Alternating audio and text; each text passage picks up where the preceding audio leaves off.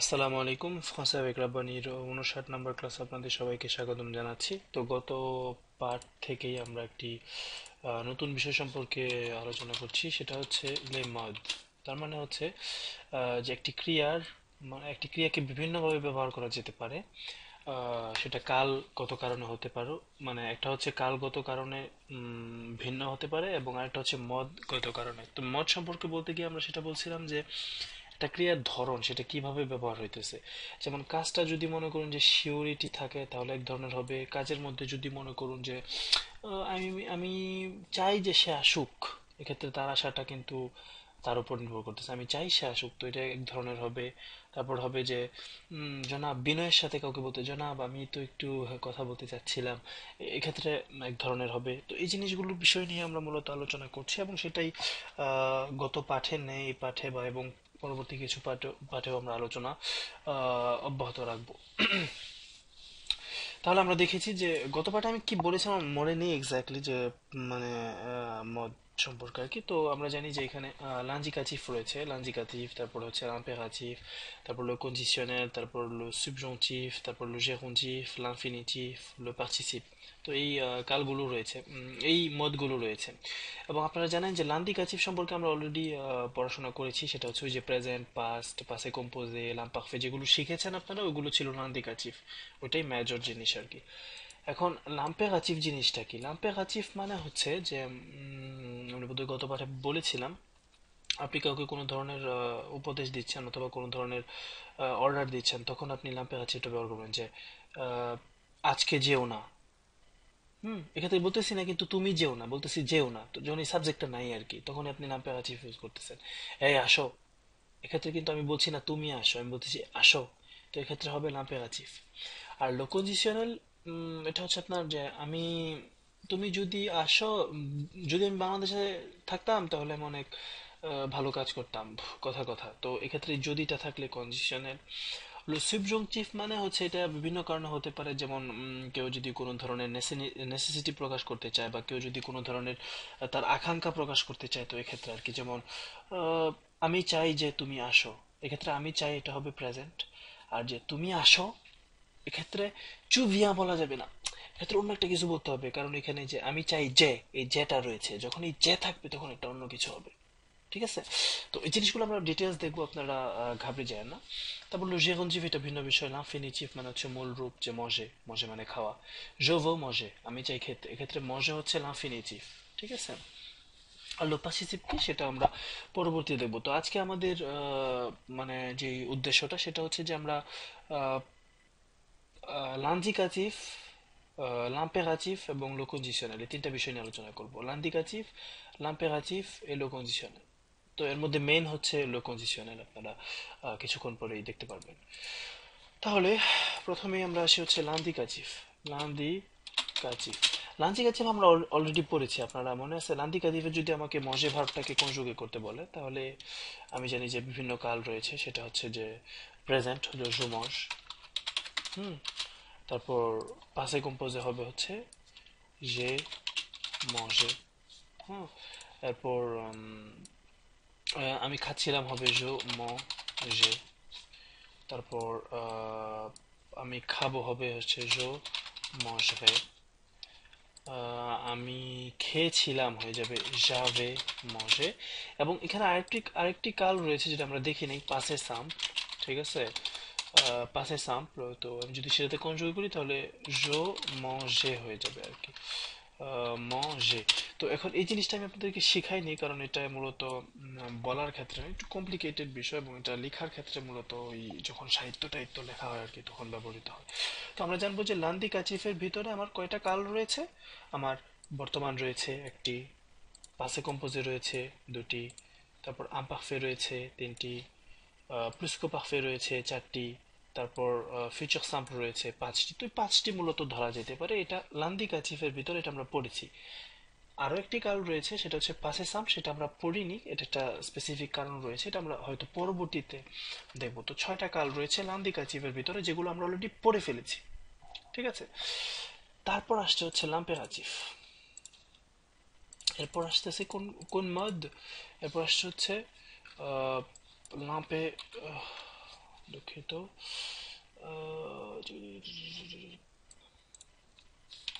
লাম্পে রাজিফ, sorry, লাম্পে রাজিফ।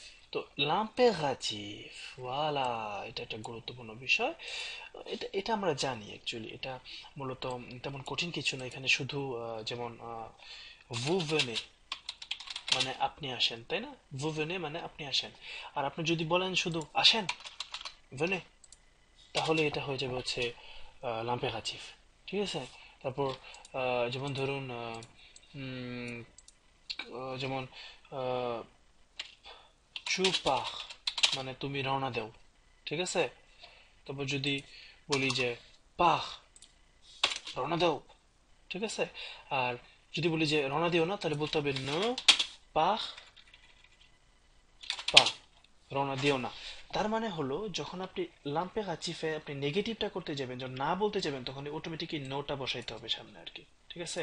যেমন ধরুন ভেনে মানে আপনি, ভেনে মানে আসুন, আর আসুন না কিভাবে হবে? নো ভেনে পা। এক্ষেত্রে আমি শুধু এই ভুটাকে উজ্জ্ব রাখতেছি আর কি, এই জিনিসটাকে উজ্জ্ব রাখতেছি, এতটুকু। এটাই হচ্ছে লাম্পেরাটিভ, ঠিক আছে? এটা কঠিন কিছু না। তাহলে কি বলবেন যে খান, তো ম মজে, মজে খান, খাবেন না, নো মজে পা, voilà, হয়ে গেছে আমাদের ইম্পারেটিভ, ঠিক আছে? আর সব বড় না, দাঁড়ানো অবস্থায় থাকুন, রেস্তে দবু। এবং আপনারা দেখবেন যে এই পয়েন্টটা থাকবে, পয়েন্ট d'exclamation বলে এটাকে, পয়েন্ট d'exclamation। তো এটা সবসময় থাকবে। তো রেস্তে দবু, দাঁড়ানো অবস্থায় থাকুন। আর দাঁড়ানো অবস্থায় থাকবেন না, এটা কি হবে? নো রেস্তে পা দবু। এটা হচ্ছে আমাদের লাম্পেরাটিভ। তো এটা সহজ ব্যাপার, আশা করি আপনারা আরো অনুশীলনের মাধ্যমে সেটা আয়ত্ত করে নিতে পারবেন। এখন আমরা যে বিষয়টা নিয়ে আলোচনা করব সেটা একটু কমপ্লিকেটেড। সেটা হচ্ছে কন্ডিশনাল। আপনাদের মাঝে অনেকেই আমার মাথা টাথা খারাপ করে দিয়েছেন বলে যে ভাই কবে কন্ডিশনের উপর একটা ক্লাস দিবেন, কন্ডিশনাল, সাবজুনটিভ, হ্যান ত্যান। আচ্ছা, এগুলো আপনাদের জন্য। আশা করি এই জিনিসগুলো আপনারা খুব সুন্দরভাবে বুঝতে পারবেন এবং সেটাকে আপনারা দৈনন্দিন জীবনে ব্যবহার করতে পারবেন। এই জিনিসগুলো বলতে পারলে মানে আপনি যখন একজন ফরাসি সামনে যে এটা বলবেন, তখন তার কাছে মনে হবে এ তো ভালো ফ্রেঞ্চ কয়, এই ধরনের একটা মানে অনুভূতি তার মধ্যে কাজ করবে আর কি, ঠিক আছে? তো কন্ডিশনাল এটা জিনিসটা কি? তো কন্ডিশনাল সম্পর্কে আমি যদি আলোচনা করতে চাই, তাহলে আমার জানতে হবে এই সি, সি মানে হচ্ছে যদি। তবে আপনারা বুঝতে পারতেছেন যে আমি যে বাক্যগুলো করব সেটার মধ্যে এই যদিটা থাকতে হবে, এবং কিভাবে যদিটা থাকতে হবে সেটা আপনাদের বুঝতে হবে। তো আমরা প্রথমে মনে আছে আপনাদেরকে দেখিয়েছিলাম লান্দিকাচিভের ভিতরে আমাদের একাধিক কাল ছিল, প্রেজেন্ট ছিল, পাসে কম্পোজে ছিল, লাম্পারফে ছিল, প্লুসকো পারফে ছিল, তারপর ভাগাড়া ভাগাড়া এইসব জিনিস ছিল। এখন এই লো কন্ডিশনাল এটার ভিতরে আমরা দুইটা কাল দেখতে পারবো। সেটা হচ্ছে আপনার দুটো কাল রয়েছে, সেটা হচ্ছে, এটা হচ্ছে লো প্রেজেন্ট, একটা হচ্ছে আপনার বর্তমান, আর একটা হচ্ছে আপনার পাসে। এতটুকুই, ঠিক আছে? একটা হচ্ছে লো কন্ডিশনাল প্রেজেন্ট, d'accord, লো কন্ডিশনাল প্রেজেন্ট, আর এটা হচ্ছে লো কন্ডিশনাল পাশে। আচ্ছা, আমি ইতিপূর্বে আপনাদেরকে একটা কথা বলেছিলাম, সেটা হচ্ছে যে ওই পাঁচটি কাল রয়েছে লান্দিকাচিফ, লান্দিকাচিফ প্রথমটা যেটা, সেটাতে পাঁচটি কাল রয়েছে। অ্যাকচুয়ালি আমি পাঁচটি কালের কথা বলছি এই কারণে যে এটা বেশি গুরুত্বপূর্ণ এবং বেশি ব্যবহৃত হয়। বাকি আরো কিছু রয়েছে, পাশে সাম্প রয়েছে, বা আরো দুইটা আছে বোধহয়, পাশে অন্তেরিয়র রয়েছে, এবং আরেকটা হচ্ছে ফিউচার অন্তেরিয়র বোধহয়, এই ধরনের দুটো কাল রয়েছে। সেটা আমরা কথার সময় বলি না অ্যাকচুয়ালি, বা করি না, এই জন্য আমরা আলোচনা করি না। এটা আমরা পরবর্তীতে দেখবো, এটা আপনারা মনে রাখবেন যে লান্দিকাচিফে আপাতত আমাদের পাঁচটি কাল আমরা করছি। লাম্পেরাচিফে ওই রকম কাল ভিত্তিক ইয়ে নেই।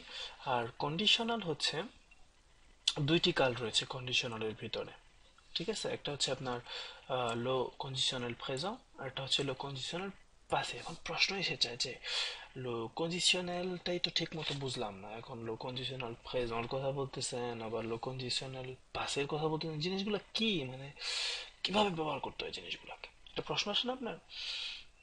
আচ্ছা, তাহলে আহ, দুটো মানে একটা একটা গল্পের মাধ্যমে এটা উদাহরণ দিতে হবে। যেমন ধরুন আপনি আপনি বাংলাদেশে না, আপনি খাচ্ছেন, আপনি খাচ্ছেন, তো je mange আমি খাই, ঠিক আছে, এক্ষেত্রে কোনো সমস্যা নেই। তো এখন কেউ ফোন করলো, ফোন করে, হ্যাঁ হ্যালো, আমি আপনার সাথে একটু কথা বলতে চাচ্ছিলাম। এখন আমার প্রশ্নটা হলো যে আহ, মানে আমি চাচ্ছিলাম কথা বলতে আপনার সাথে, এটা একটা বিনয়ের সাথে আপনাকে কথাটা বলতেছে না, মানে একটা একটা বিনয়ের সাথে, রেসপেক্ট ভাবে। তো এই যে এই ধরনের যে কথাগুলো, যে আমি একটি গ্লাস চাচ্ছিলাম, আমি একটি কথা বলতে চাচ্ছিলাম, আমি একটু আপনাকে বিরক্ত করতে চাচ্ছিলাম, এক্ষেত্রে আমি চাচ্ছিলাম কিন্তু আমপারফে না, সাবধান। নর্মালি আমি চাইতাম, এটা তো আমপারফে হওয়ার কথা ছিল, কিন্তু এক্ষেত্রে আমরা বিনয়ের সাথে বলতেছি। এর মানে এই না যে আমি অতীতে কাজটা করতেছিলাম, আতঙ্ক, সাবধান। আমি চাচ্ছিলাম আপনার সাথে একটু কথা বলতে, এটা তো বর্তমান, তাই না? আমি চাচ্ছিলাম একটু কথা বলতে আপনার সাথে, তো আমি চাচ্ছিলাম এটা বর্তমান হবে, কিন্তু কিসের বর্তমান? লান্দিকাতিভের বর্তমান নাকি অন্য কিছুর বর্তমান? জি নয় মসিও, এটা হচ্ছে কন্ডিশনালের বর্তমান। দেখো, আমি চাচ্ছিলাম কথা বলতে আপনার সাথে। যেমন ধরুন আপনি যখন বলবেন উম, আম, আমি আপনার সাথে দেখা করতে চাচ্ছিলাম, তো এখানে আমি চাচ্ছিলাম, এটা কি জো ভুলে হবে? ওই যে যেটা আমরা পাখিতে শিখেছি, অবশ্যই না মসিও, অবশ্যই না। এক্ষেত্রে লো কন্ডিশনালের প্রেজেন্টটা বসাতে হবে। এখন প্রশ্ন হইতে পারে যে আমি কিভাবে ভলুয়ার ভার্বের কন্ডিশনালের প্রেজেন্ট বের করব, এটা আপনার প্রশ্ন হইতে পারে, আমি আপনার সাথে একমত, বাট নর্মালি আপনার জিনিসটা বুঝতে হবে কিন্তু, ঠিক আছে? এটা হচ্ছে লো কন্ডিশনাল প্রেজেন্ট। তো আমরা কয়েকটা উদাহরণ করি, তারপর আমরা পাশেতে চলে যাব, আবার আমরা প্রেজেন্টে কিছু উদাহরণ করি এবং নিয়মটা দেখি যে কিভাবে আমাদের ওই কনজুগেশনটা করতে হয় লো কন্ডিশনাল প্রেজেন্টে, ঠিক আছে? এবং পরবর্তীতে আমরা কন্ডিশনাল পাশে নিয়ে আলোচনা করব, কোনো সমস্যা নেই। আচ্ছা, লো কন্ডিশনাল, লো কন্ডিশনাল প্রেজেন্ট, বর্তমান। ওকে, বর্তমান কন্ডিশনাল। তো এটা নিয়মটা হচ্ছে, মানে এটা বানানোর জন্য যে কোনো ভার্বের ক্ষেত্রে, সেটা হচ্ছে যে তুমি ফিউচার, ফিউচার ফিউচার এর যে রাডিকাল, মানে যে অংশটুকু, রাডিকাল প্লাস আমপারফে এর টার্মিনেজ, মানে জিনিসটা কি আমি আপনাকে বোঝাবো, আপনি টেনশন করুন না। টার্মিনেজ, টার্মেজন হয়ে গেছে, টার্মিনেজন। আচ্ছা, এই জিনিসটা কি আমি আপনাদেরকে এখনই বুঝিয়ে দেবো, আপনারা কোনো টেনশন করবেন না। তো আমাদের নিয়মটা হচ্ছে এটা, কন্ডিশনাল প্রেজেন্টে কনজুগে করার জন্য যে কোনো ভার্বের ক্ষেত্রে। ওকে, তার মানে হলো, আমাকে যদি কেউ বলে এই রাব্বানি তুমি ওই ভুলওয়ার, মানে আমি চাচ্ছিলাম এটার কন্ডিশনাল প্রেজেন্টে কনজুগে করো, নর্মাল প্রেজেন্টে কিন্তু জোভো আমি চাই, কিন্তু আমি এটা চাইতেছি না, আমি চাইতেছি হচ্ছে কন্ডিশনাল প্রেজেন্টে কি, মানে প্রেজেন্টে কি হবে সেটা। তো সেটা পাওয়ার জন্য আমার যেটা করতে হবে সেটা হচ্ছে যে ফিউচার, মানে এই ভুলওয়ারের ফিউচারটা দেখতে হবে। এটা আমরা বলি না যে je voudrais, আমি চাইবো, এটা হচ্ছে ফিউচার এরিয়াটা। তো এখন আমি জানি যে এখানে ওই এই আইটা বাদ দিলে যা বাকি থাকবে সেটা হচ্ছে আপনার ওই ওটার রাডিকাল, বুঝতে পেরেছেন? রাডিকাল, ওই আইটা বাদ দেওয়ার পরে। ওকে, এটা হচ্ছে রাডিকাল, কারণ আপনি দেখেন রাডিকাল জিনিসটা হলো যেটা কখনো মানে পরিবর্তিত হয় না, যেমন চু ভুদ রা, ইল ভুদ রা। এখানে লক্ষ্য করুন কোন জিনিসটা কখনো চেঞ্জ হয় না, এই যে এই জিনিসটা না, মানে এই যে এই জিনিসটা না, ভুদ ভুদ, মানে এই জিনিসটা তো কখনো চেঞ্জ হয় নাই। তাহলে এটাই হচ্ছে আমাদের রাডিকাল, যে জিনিসটা কখনো চেঞ্জ হয় না আর কি। এগুলো আমি কেটে দেব। তো এটা নিলাম, এবং এটাকে যদি আমি এখন লো কন্ডিশনাল প্রেজেন্ট করতে চাই, আমি ফিউচারের রাডিকাল নিলাম, সে ট্রে বিয়া, বাট আমার তো আনপারফেক্ট টার্মিনেশন নিতে হবে। আনপারফেক্ট টার্মিনেশন হইতেছে ওই যে মনে আছে যে জোর জন্য একটা এআইএস দিতে হয়, চুয়ের জন্য একটা এআই এস দিতে হয়, ইলের জন্য একটা এআইটি দিতে হয়, নোয়ের জন্য একটা আইওএনএস দিতে হয়, ভোয়ের জন্য একটা আইইজেড দিতে হয়, ইলের জন্য একটা এআইইএনটি দিতে হয়, মনে আছে এটা? এই যে এইগুলা হচ্ছে, এই যে এইগুলা হচ্ছে টার্মিনেজো, দেখো টার্মিনেজো, তো আমপারফে এর টার্মিনেজো এগুলো। তার মানে আমি যখন আমপারফেতে কনজুগে করি একটা ভার্বকে, তখন আমি শেষে এই জিনিসগুলো দিই আর কি, এটাই বোঝাইতেছে। তো এখন আমার এই যে ভুদ্রের সাথে আমার এখানে কি যুক্ত করতে হবে? এখানে একটা এআই যুক্ত করতে হবে, এআইএস যুক্ত করতে হবে। ওকে, তাহলে তুমি তুমি চাচ্ছিলা, এটা কি হবে? সেটা হয়ে যাবে এআইএস, ওকে, এখানে সে চাচ্ছিল, এটা কি হয়ে যাবে, এখানে হয়ে যাবে এআইএস। তো এই তো এআইএস। এখন আমরা চাচ্ছিলাম এটা কি হবে, আমরা চাচ্ছিলাম আসতে তোমার বাড়িতে, বিনয়ের সাথে বলতেছি, তাহলে বলতে হবে নু ভুলিও, তাই না? নু ভুলিও, ভুদ্রিও, সরি ভুদ্রিও। আমার ভুল হয়েছে, কারণ আমার তো এটা সবসময় রাখতে হবে, তাই না? নু ভুদ্রিও। তাহলে আপনার ক্ষেত্রে কি হবে, ভুদ রিয়ে। সবসময় দেখেন এ এ এ ইও ইয়ে হইতেছে, বাট মানে রে রে রে রিয়ন রিয়ে। এর ক্ষেত্রে ভুদ রে। দেখতে পাচ্ছেন, এই যে দেখেন। তো আপনি জানেন যে আপনি যে কোনো ভার্বই নেন না কেন, আপনার শেষে রে রে রে রিয়ন রিয়ে রে থাকবে। কিসের জন্য? কন্ডিশনাল প্রেজেন্টে কনজুগে করার জন্য। রে রে রে রিয়ন রিয়ে রে। এখন শুরুটা কি দেওয়া হবে? শুরুটা হবে হচ্ছে, আমি ফিউচার মানে যে ইয়েটা ইউজ করি সেটা রাডিকাল, মানে যে অংশটা পরিবর্তিত হয় না। এখন আপনার মনে প্রশ্ন জাগতে পারে যে আচ্ছা ভুদরে তো দেখলাম, এখন আপনি পুভারটাকে কন্ডিশনাল প্রেজেন্টে কনজুগে করুন। একদম সহজ ব্যাপার। আপনারা দেখুন, পুভার যদি আমি কনজুগে করি তাহলে ব্যাপারটা এরকম দাঁড়ায়। তবে আচ্ছা, তো আমার এখন যে ভার্বটা সেটা হচ্ছে কি, সেটা হচ্ছে পুভার। পুভার ভার্বটাকে কি করতে হবে? কন্ডিশনাল প্রেজেন্টে কনজুগে করতে হবে, মানে কন্ডিশনালের যে বর্তমান সেটাতে। তাহলে পুভার, পুভার মানে পারা। তাহলে আমি পারতাম, এটা কি হইতো?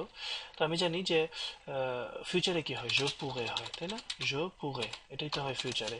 এখন এখান থেকে আমি কি করব, এই এটা আবার দেখি, মানে আবার আপনার মনে প্রশ্ন রাখতে পারে যে আমি বাদ দিব কি, সবসময় কি এই এআই বাদ দিব, এটাও প্রশ্ন রাখতে পারে। হ্যাঁ, আপনি সবসময় এই এআইটা বাদ দিবেন, ঠিক আছে? তো এটা বাদ দিলেন, তাহলে পুহ, দেখুন যে চু পুহা। এই যে দেখেন, এখানেও কিন্তু এই অংশটুকুই রইতেছে, তাই না? এটা হচ্ছে আমাদের রাডিকাল আর কি, এই এসটা বাদ যাবে আর কি। এটা হলো ফিউচার, বাট আমার ফিউচার দরকার নেই, আমার কন্ডিশনাল প্রেজেন্ট। ফিউচারের রাডিকাল দরকার, মানে যেটা সবসময় অপরিবর্তিত থাকে। সাথে আমি এআইএস বসাবো। এখানে কি বসাবো বলুন তো? এআইএস বসাবো। il pourrait, ok, nous pourrions, vous pourriez, il pourrait, তাই না? এই জিনিসটাই তো। এই দেখুন, je pourrais, tu pourrais, il pourrait, nous pourrions, vous pourriez, il pourrait। সাবধান, এখানে আপনি এখানে কনফিউশন করতে পারেন, মানে ফিউচারের সাথে কনফিউশন হয়ে যেতে পারে। যেমন je pourrais, tu pourras, ফিউচারে কিন্তু je pourrais হইতো, এখানে এসটা হইতো না। tu pourras হইতো, il pourra হইতো, nous pourrons হইতো। এখানে দেখেন ডিফারেন্সটা, je pourrais একটা এস আছে, tu pourrais, এখানে কিন্তু tu pourras বলতেছি না, il pourra বলতেছি না, nous pourrions, এখানে কিন্তু nous pourrons বলতেছি না, vous pourriez, এখানে কিন্তু vous pourrez বলতেছি না, il pourrait, তো এখানে কিন্তু আমরা il pourront বলতেছি না। তো এটাই হচ্ছে আপনার ওই কন্ডিশনাল প্রেজেন্ট এর বিশেষত্ব। এখন আমরা দেখলাম যে কিভাবে আমি কন্ডিশনাল প্রেজেন্টে কনজুগে করতে হয়, যে কোনো ভার্বটা, যে কোনো ভার্বের জন্য প্রযোজ্য। এখন প্রশ্ন হইতেছে যে ব্যবহারের যদি কয়েকটা জিনিস দেখা দিতেন তাহলে হয়তো। আচ্ছা, ব্যবহার দেখি। ওকে, আমি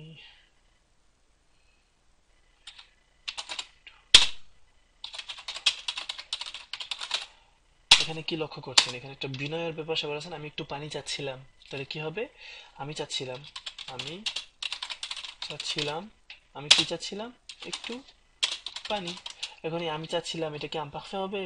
জি না monsieur, বিনয়, বিনয়, তো এটা হবে হচ্ছে কন্ডিশনাল প্রেজেন্ট। ওকে, এবং আমি জানি যে je voudrais, তাই না? এই যে je voudrais de l'eau, SVP, s'il vous plaît, মানে দয়া করে, d'accord, s'il vous plaît, je voudrais de l'eau, je voudrais de l'eau।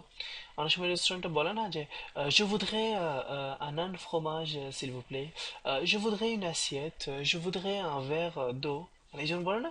তো এই যে এই je voudrais টা বলে, সে ফিউচারে je voudrais বলে না, তো আমি চাচ্ছিলাম, বিনয়, বিনয়ের সাথে ফরাসিরা খুব বিনয়ী, দেখো, যে বিনয়টাকে তুলে ধরা। তারপর যেমন ধরুন আপনি বলতেছেন যে এখন এখানে আরেকটা, এখন এই জিনিসটা আমরা বুঝলাম যে মানে মোটামুটি একটা করলাম, তো আরো একটা উদাহরণ করি। যেমন আহ, আমি একটি টিকিট কিনতে চাচ্ছিলাম, তো এক্ষেত্রে সেম কাহিনী, je voudrais acheter un ticket, আমি একটু টিকিট কিনতে চাচ্ছিলাম, বিনয়ের সাথে বলবেন, দেখো এখন থেকে গিয়ে বলবেন না যে je veux un ticket, এটা বলবেন না, বলবেন je voudrais acheter un ticket s'il vous plaît, আমি চাচ্ছিলাম কিন্তু একটি টিকিট। মানে মূল কথা হলো যদি আপনি দেন, এই যে কন্ডিশনটা এখানে, যদি আপনি দেন আর কি, আমি চাচ্ছিলাম বাট যদি আপনি দেন, এই যদিটাই এখানে লুকায়িত। এখন প্রশ্ন হতে পারে, আপনি তো একটু আগে বলেছিলেন যে যদি বাক্যের মধ্যে থাকতে হয়, তাহলে এখানে তো যদি নাই, এখানে কিন্তু যদি আছে বাট সেটা লুকায়িত। আমি চাচ্ছিলাম একটু পানি, যদি আপনি দেন, এটা হলো মানে লুকায়িত আর কি, মাথায় আছে। আচ্ছা, তো এখন এই এই জিনিসটা আরো একটা ক্ষেত্রে ব্যবহার হতে পারে, যেমন আপনি যখন বলবেন যদি আহ, যদি যদি আহ, তুমি থাকতে আমি